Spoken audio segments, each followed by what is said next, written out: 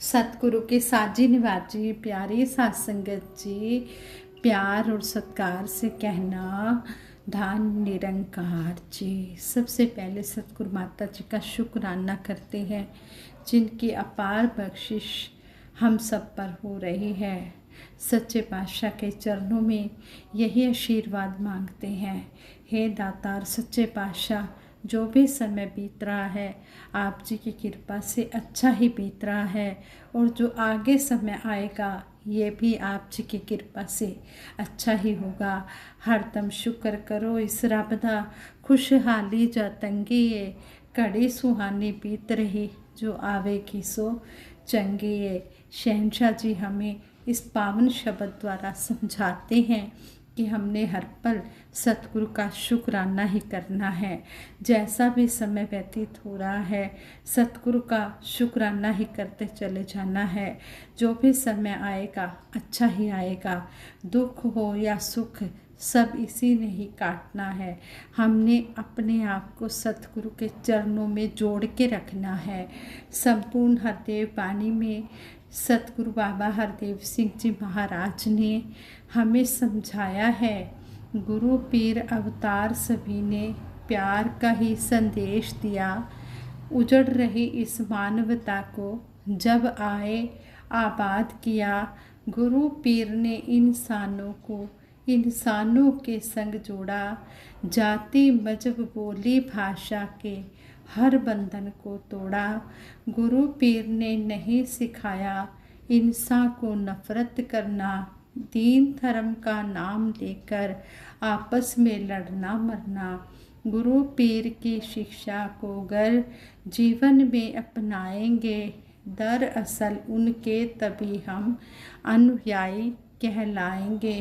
गुरु पीर को माना लेकिन ना माना उनका फरमान, कहे हर देव ये श्रद्धा कैसी और ये कैसा है सम्मान।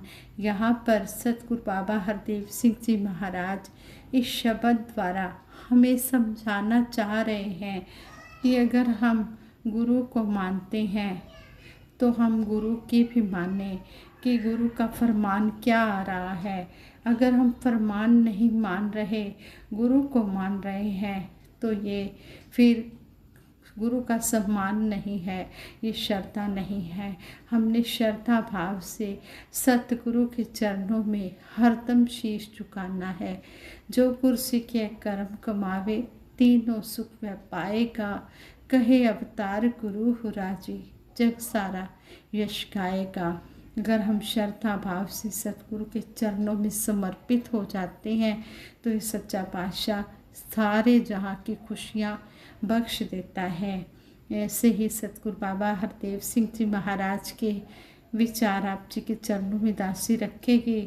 उस समय की घटना रखेगी कि किस तरह इस बहन के मन में इतनी श्रद्धा भाव थी कि सतगुरु ने उसकी श्रद्धा भाव को कबूल कर लिया। कहते हैं एक बार गुरु पूजा दिवस के अवसर पर आदरणीय पूजनीय महात्मा खेमराज चड्ढा जी ने संगत में अनाउंस किया कि सभी महात्मा अपनी श्रद्धा के अनुसार दूध से आटा गूंथकर फुलके बनाकर लाएं। जब सत्संग हो गया, बाबा जी की विचार हो गई। बाबा जी सत्संग के बाद लंगर हाल की तरफ जा रहे थे। एक सेवादार महात्मा बाबा जी से कहते हैं, बाबा जी हमारे साथ भी लंगर खा लो। ऑलमोस्ट लंगर सभी महात्मा खा चुके थे। कुछ ही सेवादार महात्मा रह गए थे जिन्होंने अभी लंगर नहीं खाया था। सतगुरु बाबा हरदेव सिंह जी महाराज ने महात्मा जगत जी, महात्मा दिलबाग जी और भी जो महात्मा सतगुरु बाबा जी के साथ थे, सभी को बाबा जी ने कहा चलो यहीं लंगर खा लेते हैं। लंगर में फुलके तो बिल्कुल ही ख़त्म हो गए थे, चावल ही रह गए थे। सेवादार महात्मा सोचने लगे फुलके तो ख़त्म हो गए हैं, अब बाबा जी को क्या खिलाएंगे। इतने में सेवादार महात्माओं ने देखा एक बहन बहुत तेजी से दौड़ी हुई आ रही है और कह रही है, महापुरुषों, मैं बहुत लेट हो गई हूँ, मुझे माफ़ करें। यह चमत्कार देखकर सेवादार महात्मा हैरान रह गए कि हमें फुलकों की ही ज़रूरत थी और ये बहन फुलके ही लेकर आ रही है। उन्होंने उस बहन से फुलके लिए और बाबा जी और सभी महापुरुषों को लंगर, बाबा जी के साथ जो और महापुरुष थे वो भी और बाबा जी को भी सभी लंगर खिलाने लगे। इतने में एक महात्मा उस बहन को कहते हैं, बाबा जी को लंगर खिलाना है। वह बहन कहने लगी, महात्मा जी मुझे क्षमा करना, यहाँ पर तो ये अनाउंस किया गया था कि दूध से आटा गूँथकर फुलके बनाकर लाने हैं, लेकिन मेरे पास इतनी माया नहीं थी कि मैं दूध ला सकती। अगर मुझे पता होता कि बाबा जी को ये फुलके परवान होने हैं तो मैं कहीं से भी उधार माया ले लेती और मैं दूध से आटा गूँथकर फुलके बनाकर लाती। बाबा जी तो दूध से गूँथे हुए आटे की रोटी खाते हैं, मैं तो पानी से गूँथकर आटे की रोटी बनाकर लाई हूँ। मेरे पास माया नहीं थी, इसलिए मैं दूध नहीं खरीद सकी। मुझे मेरे ये फुलके आप जी परवान कर लेना। और आगे से महात्मा कहते हैं, आपके फुलके बाबा जी ने परवान कर लिए हैं। जब बाबा जी लंगर खा चुके तो वह बहन बाबा जी से आशीर्वाद लेने लगी। बाबा जी को कहती है, बाबा जी आप मुझे माफ़ कर देना। बाबा जी यहाँ पर तो ये आदेश हुआ था कि दूध से आटा गूँथकर फुलके बनाकर लाने हैं, मुझे तो मेरे पास माया नहीं थी, इसलिए मैं दूध से आटा गूँथकर फुलके नहीं लाई, मैं तो पानी से आटा गूँथकर फुलके लाई हूँ। आगे से सतगुरु बाबा हरदेव सिंह जी महाराज ने कहा कि इसमें आपकी श्रद्धा है, समर्पण भाव है।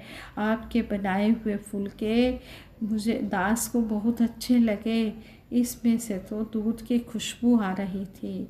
ऐसे थे हमारे सतगुरु बाबा हरदेव सिंह जी महाराज, जो सबको नवाजते रहे। जो शरण आया 30 कंठ लगाया, जो भी सतगुरु की शरण में आ गया सतगुरु ने उसे अपने गले से लगा लिया। ये तो चलता फिरता खुदा था, ये हर समय चलते फिरते ही इतने आशीर्वाद देते। सतगुरु बाबा हरदेव सिंह जी महाराज 36 साल इस मानवता को ही समर्पित रहे। वैसे तो सतगुरु बाबा जी का जब से शरीर रूप में जन्म हुआ है तब से ही सतगुरु बाबा जी समर्पित भाव में रहे हैं। सेवा दल की यूनिफॉर्म भी पहनी बाबा जी ने और बचपन से ही दयालु स्वभाव के बाबा जी थे। और 36 साल बाबा जी जब से गुरु गद्दी पर बैठे ये मानवता को समर्पित कर दिया। हर समय सतगुरु बाबा जी सत्य प्रचार में ही लगे रहते और सभी को सत्य प्रचार के साथ ही जोड़ने की प्रेरणा देते रहते कि सबने जुड़ना है। आओ रब दे दर्शन कर लो, संदेशा है इंसानां नूं, मुर्शद बंदे प्या बनावे मेरे जय हवाना नूं। शहनशाह जी ने भी यहाँ इस शब्द द्वारा हमें समझा दिया है कि आ जाओ, वक़्त का सतगुरु आया हुआ है और इस परम पिता परमात्मा को पालो और अपना लोक सुखी परलोक सुहेला कर लो। सतगुरु भाव देखता है, जो भाव से सतगुरु के चरणों में आकर समर्पित हो जाता है, ये उसको अपने चरणों में जगह दे देता है। संपूर्ण हरदेव वाणी में सतगुरु बाबा हरदेव सिंह जी महाराज फरमा रहे हैं, श्रद्धा और समर्पण वाली लेकर मन में भावना, शिष्य सदा करता है गुरु के चरण कमल की वंदना। श्रद्धा और समर्पण वाली भावना लेकर भगत सतगुरु के चरणों में आकर अपने आप को मिटा देता है, अपने आप को समर्पित कर देता है और वो सब कुछ पा लेता है। साथ संगत जी, जब तक मानव के जीवन में सतगुरु का आगमन नहीं होता तब तक जीवन में अज्ञानता बनी रहती है। स्वयं के वास्तविक रूप को ना जानना ही अज्ञानता है। स्वयं को शरीर समझने के कारण संकीर्णताएं पैदा होती हैं, नफरतें होने लगती हैं। फिर सतगुरु को हम पर दया आती है। फिर सतगुरु हमारे जीवन में आकर हमें स्वयं की पहचान कराते हैं, इस निरंकार के साथ जोड़ते हैं। जैसे ही हमारी आत्मा इस निरंकार को जान लेती है, फिर तो ही मोही मोही तो ही अंतर कैसा, फिर सब अपने लगने लगते हैं, कोई पराया नहीं लगता। जब सतगुरु के कहे अनुसार हम सेवा, सिमरन, सत्संग करने लगते हैं तो मेरे इस निरंकार के साथ संबंध मजबूत होने लगते हैं। सहनशीलता, विशालता, यह तो इस निरंकार के ही गुण है। जब तक यह निरंकार जीवन में नहीं आता, यह गुण भी जीवन में नहीं आ सकते। संपूर्ण हरदेव वाणी में सतगुरु बाबा हरदेव सिंह जी महाराज फरमाते हैं, विशाल निरंकार से जब जीव सभी में परमात्मा का दर्शन करता है, वह किसी से नफरत नहीं करता। यह एक ही सत्ता है जो सबको प्रकाशमय कर रही है। फिर वो जीव किसी से चाहकर भी नफरत, ईर्ष्या, द्वेष नहीं करेगा। आत्म भाव से देख रहा जो उसको सबसे प्यार है, उसके लिए तो सारी दुनिया अपना ही परिवार है। जो रब से जुड़ जाता है वो सबसे जुड़ जाता है। सब घट राम बोले, रामा बोले, राम बिना को बोले ना। कहते हैं कि सबके घट में ये परमपिता परमात्मा बोलता है। इस परमपिता परमात्मा के अलावा, इस निरंकार के अलावा कोई और नहीं बोल रहा। यही हर घट में बैठा है। एक एक का ही ज्ञान इसका कर सकता उपचार है। ये एक का जो हमें ज्ञान बताया है, यही इसका मन का, आत्मा का इलाज कर सकता है। संतन संग कबीरा बिगड़ियो, सो कबीरा होए निबरियो। विशाल से जुड़े बिना ऐसे भाव हमारे मन में नहीं आ सकते। सतगुरु माता जी के चरणों में यही अरदास करते हैं, आप जी ज्ञान दाता हो, ज्ञान के स्वामी हो, इस पर चलाने वाले भी आप हो। सतगुरु माता जी हम सब पर ऐसी कृपा करो, इन भावों को हम मन में धारण करें। जो आपकी इच्छा है वही हम सबकी इच्छा बन जाए, हमारा जीवन बन जाए। सच्चे पातशाह के चरणों में हर पल हम यही अरदास करते हैं। मेरे मालिक दीन दयाल, जिस तरह आप जी ने जोड़ा है इसी तरह हर पल जोड़ के रखना। महात्मा हमें समझाते हैं कि साथ संगत जी, कहीं गर्मी है, कहीं सर्दी है, कहीं बारिश है, कहीं आंधी तूफान है। ये मौसम तो बदलते रहते हैं, लेकिन जिनके सिर पर छत होती है उन्हें घबराने की कोई ज़रूरत नहीं होती। जिनके सिर पर छत नहीं होती वे घबराते हैं। कई बार हम रात को सोते हैं, सुबह उठते हैं तो परिवार वाले कहते हैं, देखो, परिवार वाले जब बाहर देखते हैं तो कहते हैं, देखो लगता है बाहर बारिश हुई थी, ओले भी पड़े थे, पेड़ पत्ते भी टूटे हुए हैं, टहनियाँ भी टूटी हुई हैं, लेकिन हम तो आराम से अपने घर में सोए हुए थे क्योंकि हमारे सिर पर छत थी। इसी तरह जब हम इस निरंकार का सहारा लेते हैं तो फिर घबराने की कोई ज़रूरत ही नहीं होती। जिसनों इसदा होए सहारा, काम नहीं उसका अड़ सकता। फिर कोई भी फर्क नहीं पड़ता, चाहे कुछ भी हो, चाहे कुछ भी हो, कोई फ़र्क नहीं पड़ता है, क्योंकि हम इस इलाही दात से जुड़ जाते हैं। इसके साथ आत्मा मिल जाती है। सहनशीलता, विशालता अपने आप मन में आ जाती है। सहनशीलता के लिए एक्सेप्ट कर लेना ज़रूरी है। हर एक सिचुएशन को एक्सेप्ट कैसे करेंगे जब हम निरंकार सतगुरु को अपने आप को सरेंडर कर देंगे, जब एक परमात्मा को जान लेंगे, इसके आगे हम अपने आप को सरेंडर कर देंगे। असली विश्वास तो वह है जो हो रहा है मैं उसे दिल से एक्सेप्ट कर पाऊँ।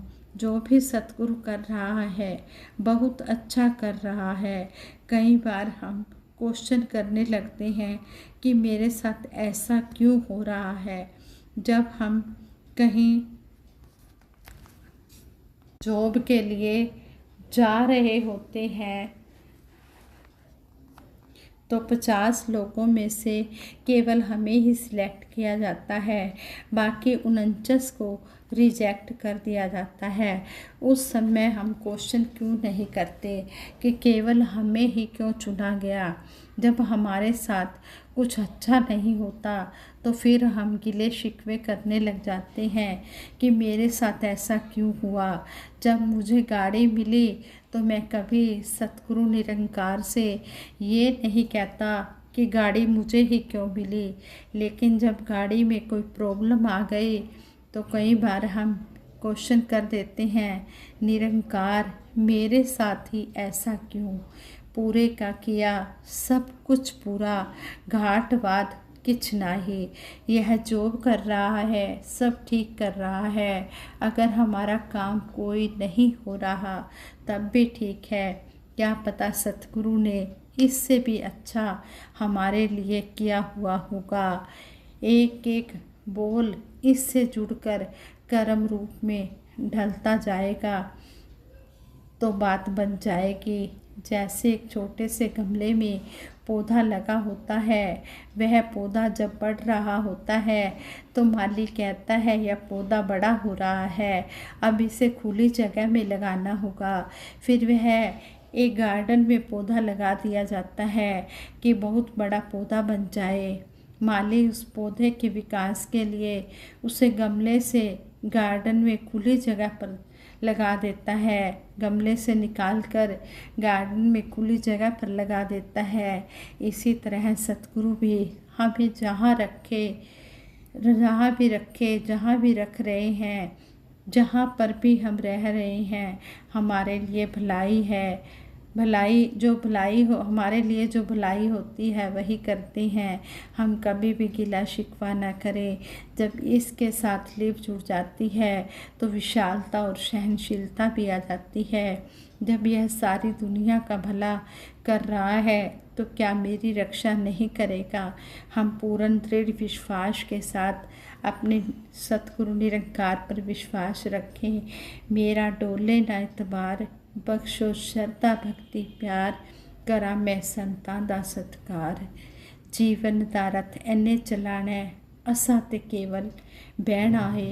हुक्म जो आए संतों हर वेले, मन के हर वेले लाह लैन आए।